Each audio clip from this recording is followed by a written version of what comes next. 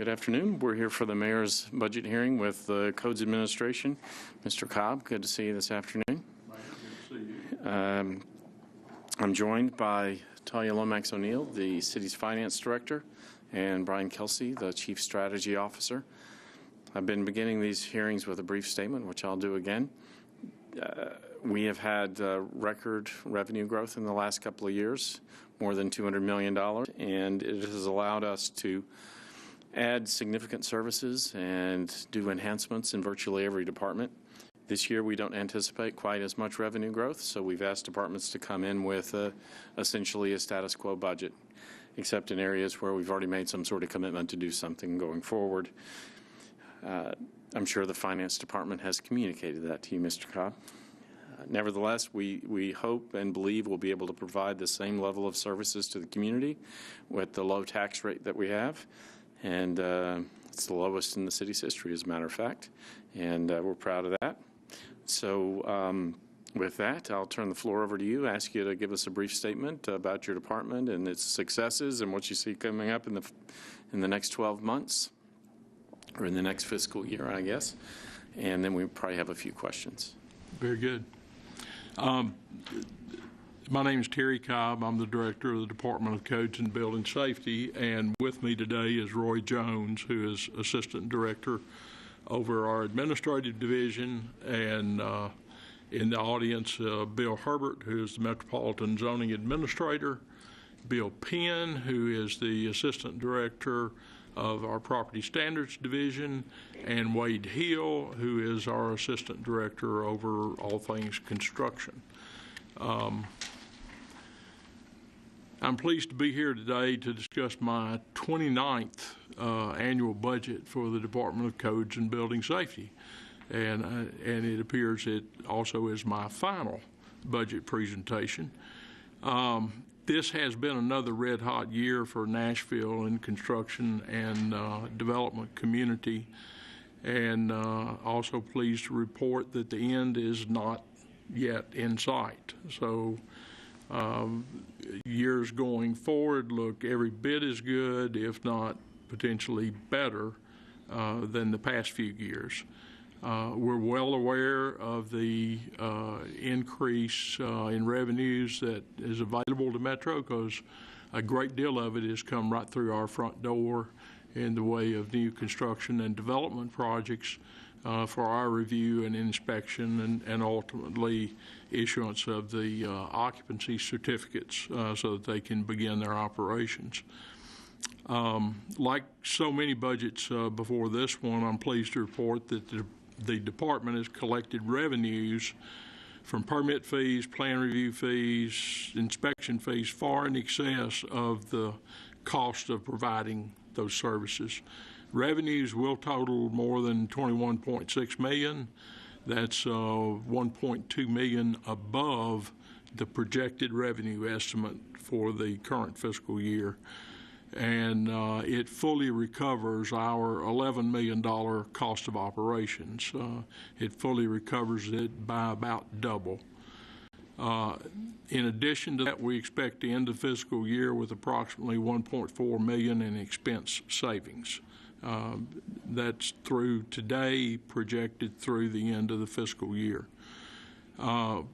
We have proposed 3 small budget modifications for the next fiscal year for your consideration. Obviously, we're extremely busy with construction and development, as well as property standards. And these budget modifications that we requested when we first prepared the budget back in late January, I believe, totaled $280,000 rounded. I described these as small budget modifications in that the total for these budget modifications represents just 2.3% of the excess funds that we're handing back into the general fund. Those excess funds total in the neighborhood of $11–12 million above our cost of operations. So the amount we're asking for as budget enhancements equals 2.3% of that amount. That's a very real number, cash in the bank, and we expect to do as well going forward. With that, I'd like to just entertain questions and see what type of information y'all are needing. You got my attention. I'm sorry? You got my attention on the budget savings, because I think that number is higher than what we talked about before. It is. So But that made me happy That's when I heard annualizing. That's annualizing our expenses year to date, as though it continues status quo through the end of the fiscal year. And part of that was just timing on getting positions filled. Is that correct? That's all it's been is just a challenge and constant turnover. At least 2/3 of it is timing, and in that you have the funding for vacant positions at the beginning of the year, and it takes you months to get all the positions filled. And the other thing was there's a number of new programs were in that budget funded as though they were fully implemented at the beginning of the year. And some of them required that we go back through the council and create authority to actually establish the programs. And some of them have to go through procurement. And we're at the point where we're ready to implement them, but it's been funded through to this point in the year. Okay, thank you. All right. Thank you very much. The other question I wanted to ask a little bit about was the staffing requests for short-term rentals. Yes. Specifically, that's for enforcement. Is that correct? Pro standards and short-term rental. Can you talk to us just real briefly how that might interface with the new host compliance kind of enforcement efforts for the short-term rentals? Yeah, well, the enforcement is well underway. The host compliance tool has been a very effective tool, and it has the capacity to identify all of the violators at once. The initial problem we run into is we don't have adequate staffing within the codes department, and you don't have adequate staffing in the treasurer's office, and the courts don't have adequate staffing in the courtroom to process them all at once. So we're releasing them in groups of 100 or 200 or 300 at a time, and then we're working towards processing them through the enforcement. Give them notifications, cease and desist. You must check with the treasurer, pay your taxes and your back taxes, and you have to, all that processing. They have the right to appeal. Based on that outcome, we end up with a warrant in court. And we've been very effective in that. Host compliance also provides us hard evidence that we can introduce, whether it's at the Board of Zoning Appeals or in General Sessions Court, to get the decisions that we need to get. Are things moving more quickly through the court process, Yes, they are. that appeal process, than they were Yes, they are. previously? Because I know you had concerns before about how quickly or... Yeah, I slow still that think it's process the was. fastest way through due process. Okay. Yes, you do have to get the warrant served, and the docket has to be, the court date has to be set, and then you've got to be prepared when you get there. But yeah, it moves along. Wish it could happen in a week, but it doesn't. The other thing host compliance has done, the increase in revenues is huge, to use someone else's word. Revenues are up 74% this year over the prior year, beginning when the host compliance tool was activated.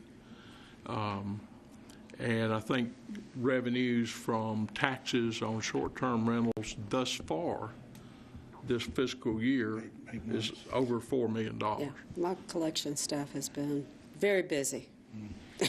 Yeah. With all of that traffic coming in after those notices went out. We've in 8 months, we've exceeded 12 months of collections the prior year.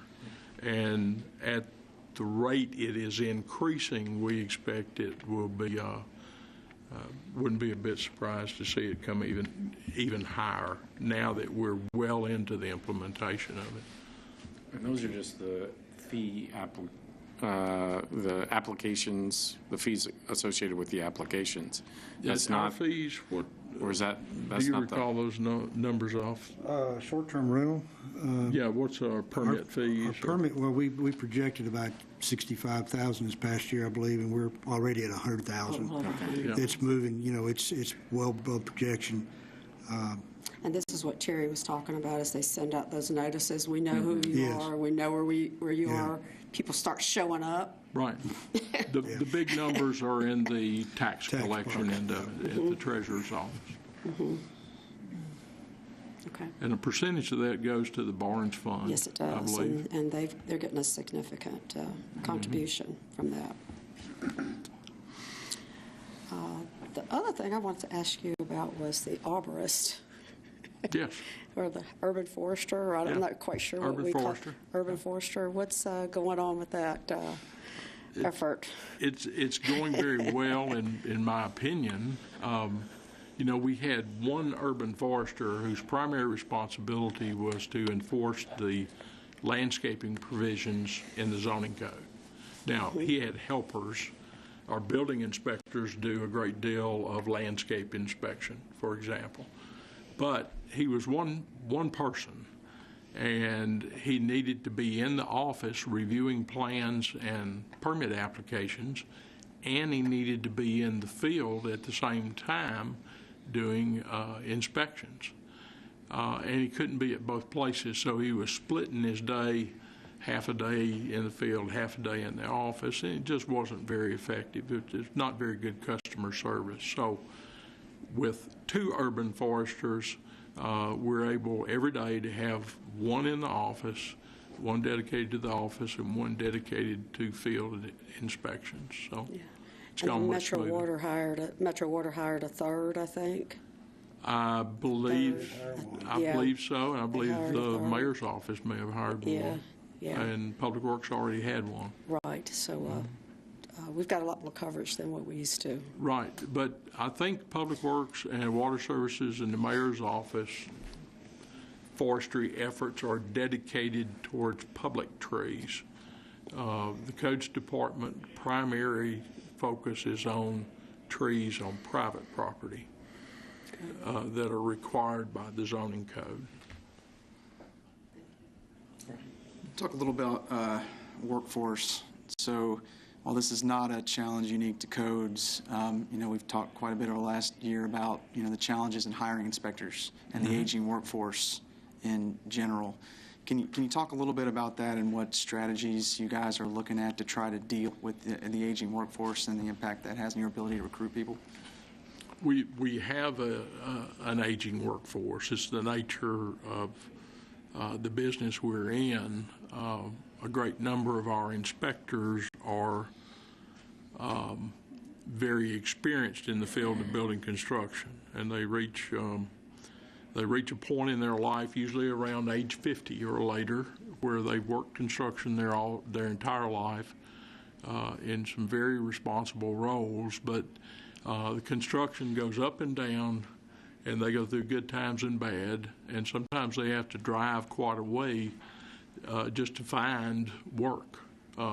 It might be that they're working in Owensboro, Kentucky for the next 6 months and commuting back and forth. So when they get to be about 50, 55 years old, they suddenly realize they haven't saved money like they meant to. They don't have the health insurance benefits are not a given.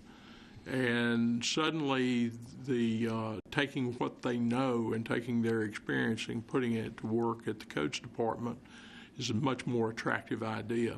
They paycheck every other Friday, excellent benefit package, retirement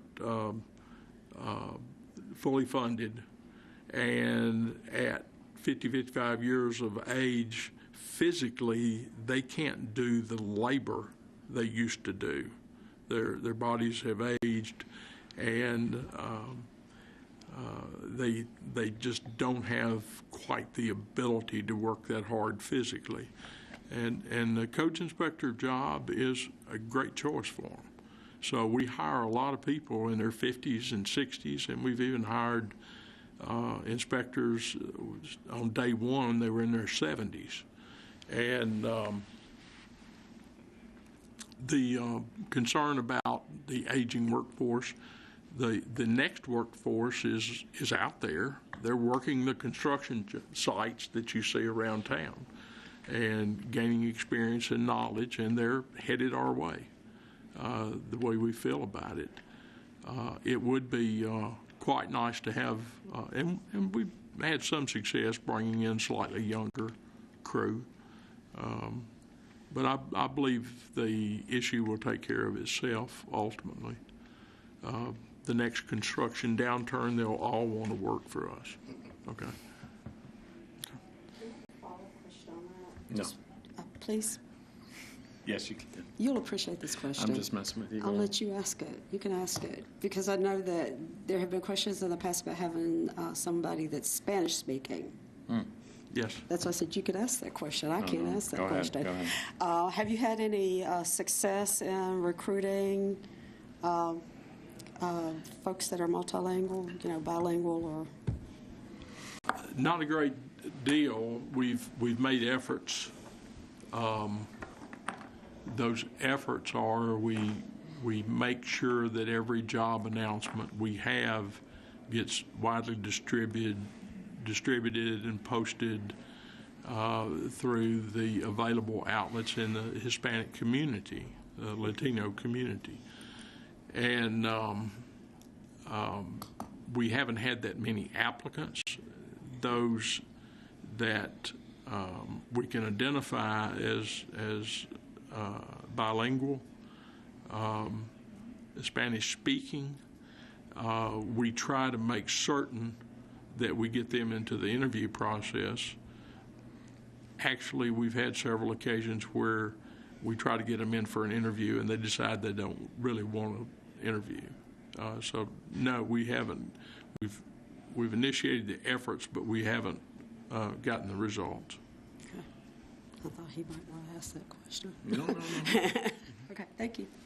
I will say that I forgot to acknowledge that Councilman Robert Swope is here, Codes Committee Chair, and Council Lady Tanika Vercher, Chair of Budget and Finance. They've been with us most of the day today, I think all day today.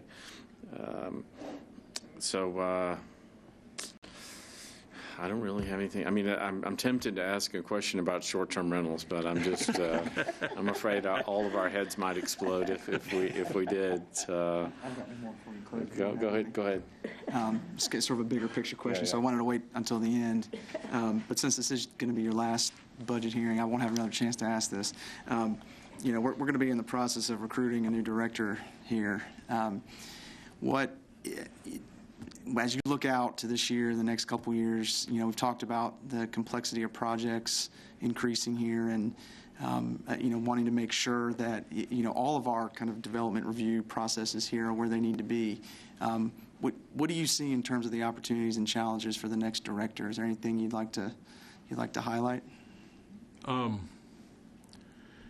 I think the trend that's difficult to address from a codes department perspective is simply the complexity of the requirements. There are no easy questions or quick questions with quick answers. When you are asked a question, somebody says, "Have you got a minute? I've got one quick question I need to ask you." And the quick question is something easy like, what's the rear setback in a R10 zone district? Sounds easy enough. You look on the chart, or at least you used to be able to look on the chart and say, it's 20 feet. Simple, done. Today, it's not that easy. It's, well, where is it? What type of street is it on? Is there an alley in the rear? What type of building are you building? Is it an addition to the primary structure, or is it an accessory structure? Is it detached? Is it a garage? Because a garage is different than any other kind of outbuilding. So there might be a dozen possible answers. So simple questions become research projects. And it's very time consuming to answer those simple questions. And I recall that Council Lady Murphy asked me just that exact question. And I thought I knew the answer, but I hesitated to give it. And when I went back to find out what the answer was, never mind the fact it was also in an overlay district, on top of all of these various requirements. So it's almost to the point that you have to design it and bring it to us and let us look at it and research it, and then we can answer if it's acceptable or not. So, All right, thanks. I got two things I'd like to add if I could. Please do. Okay. One is a success story. I think the success story of the year is with the 6 additional people from last year's budget that we put in the Property Standards Division. I'm pleased to report that more than 50% of all of the property standards cases that we are initiated by the inspector proactively. Now, that number prior to adding this additional staffing was, we think, somewhere between 20 and 30%. So for years, we've talked about how do we make the Codes Department more proactive in property standards. And we got the additional funding and positions in property standards last year, and we moved the needle. We moved it substantially. And I see that rising even higher going forward. And with the request we made this year, I think you could push that to 75%. The phone's still going to ring and people are still going to ask questions or report an alleged violation. But Brian, you remember, you ran some numbers last year, and those cases that are reported to us by the public, only about half of those, if I remember correctly, were actual violations. The other half weren't in violation at all.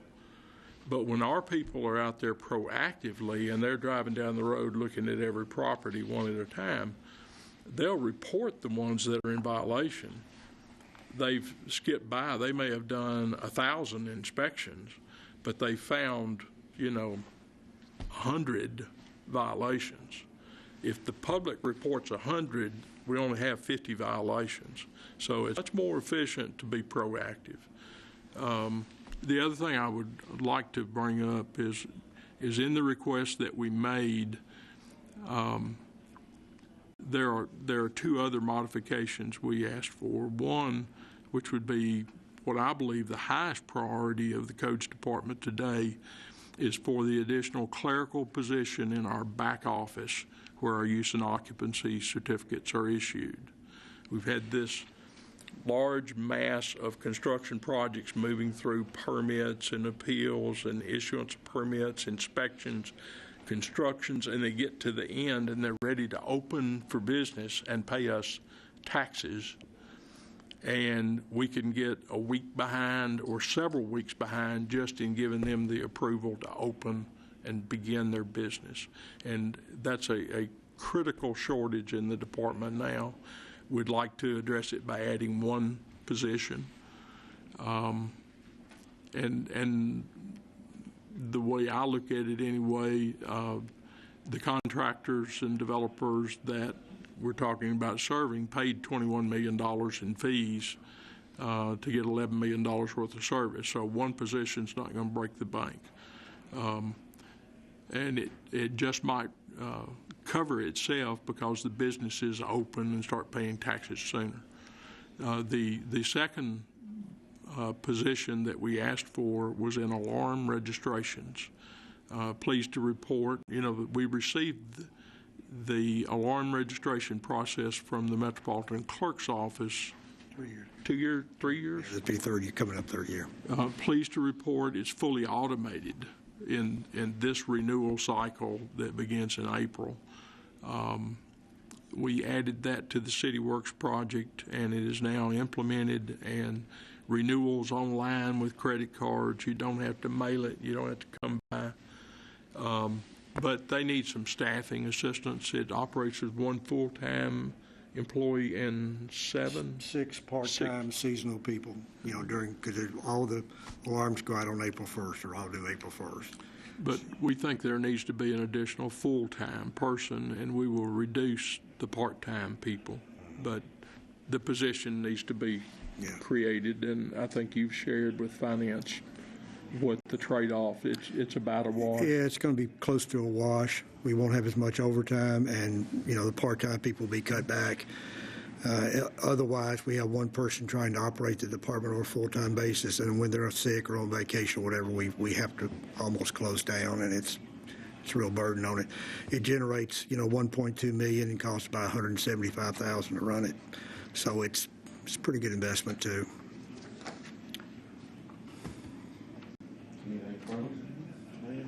Well, I'm proud to be here with you at your last budget hearing with the mayor, Mr. Cobb. I'm sure the council will treat you with kid gloves when you go upstairs. They always maybe do. Not. They always do. Maybe not, sir. I don't know.